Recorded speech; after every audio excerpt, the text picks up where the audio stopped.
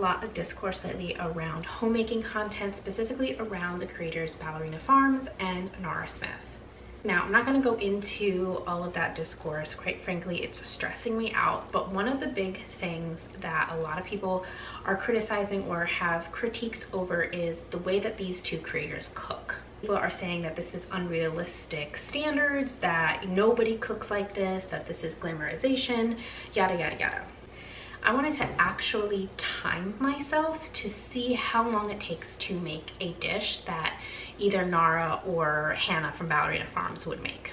So this is actually going to be a 2-day process because a lot of the dishes that Hannah and Nara make, they do require prep work. And this is something that once you become a skilled home cook, you kind of know how to do, and with time management, you can get it all done.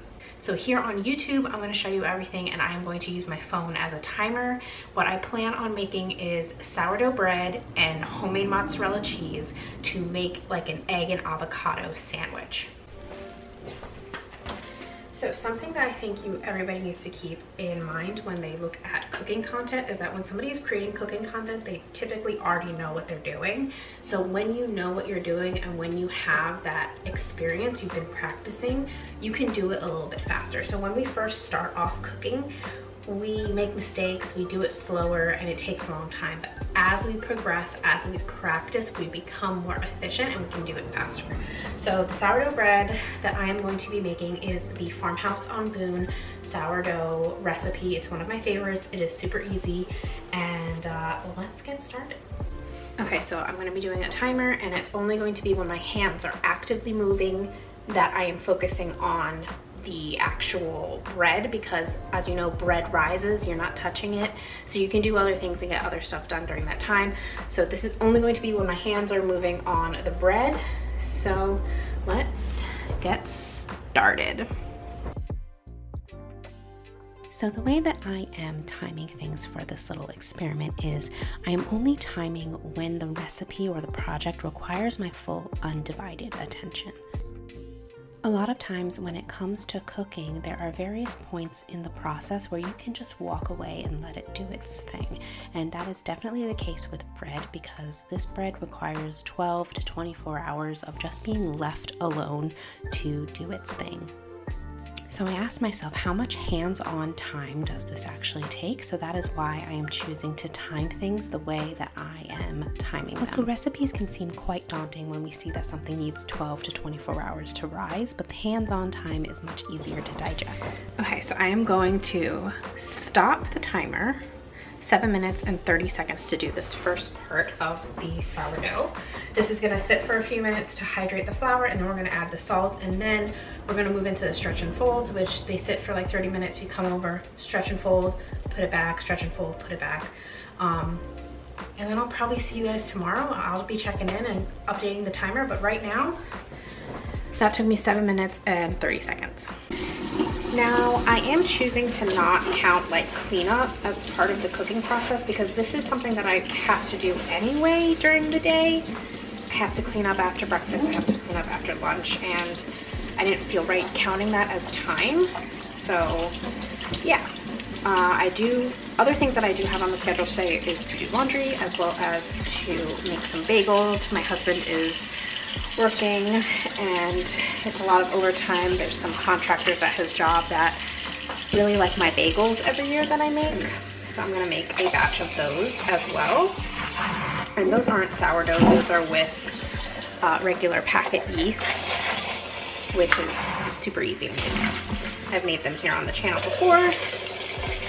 And yeah, so while the dough is hydrating with the water, before we start doing our first set of stretch and folds, I'm just gonna throw together those bagels, throw a load of laundry into the washing machine.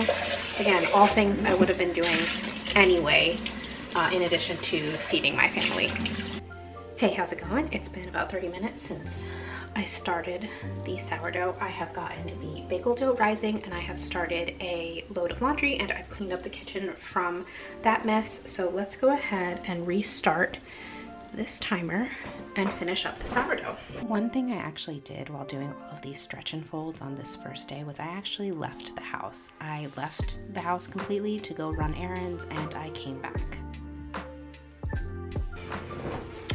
And stop. So it was at 7:30. So now we're at 9:30. So that took, what, 2 minutes? So now we're gonna wait to continue doing the stretch and folds, and I'll be back to check with you guys. We're back again. Let's get started.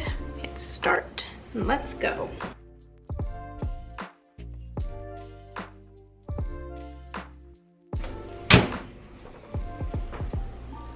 I don't even think that was a full minute.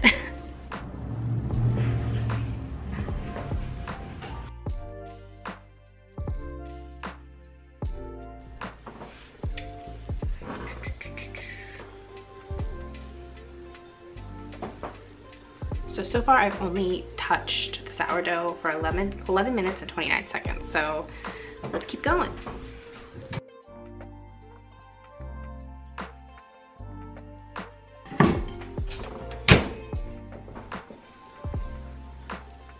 Okay, so we're back. Start again. This is the last stretch and fold that we're doing. And then this is gonna bulk ferment until it's time to go in the refrigerator overnight to be baked tomorrow.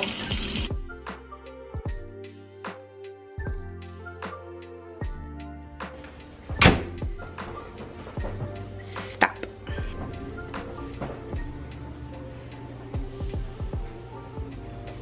Like with any skill, practice makes perfect. So when we first start out with cooking and making food from scratch for ourselves, it is going to take us longer, and it is going to take a lot of trial and error. But if it is something we really have our hearts set on to learn how to do, we just need to practice, and we will get more proficient over time, and we will get faster with the things that we make.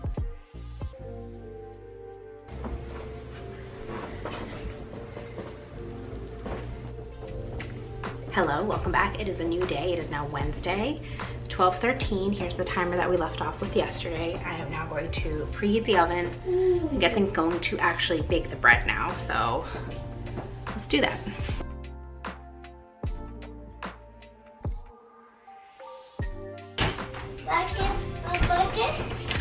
And that's it. Okay, so the stove's heating up. Well, the oven is heating up for the bread.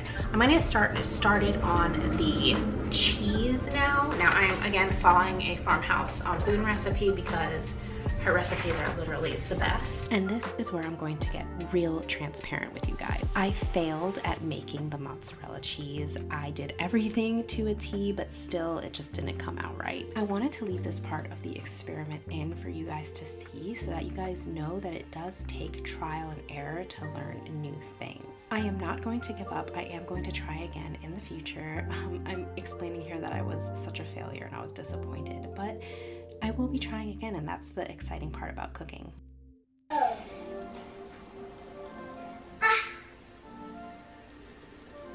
Well, the bread came out good. Bread, yeah. So, but we have no cheese.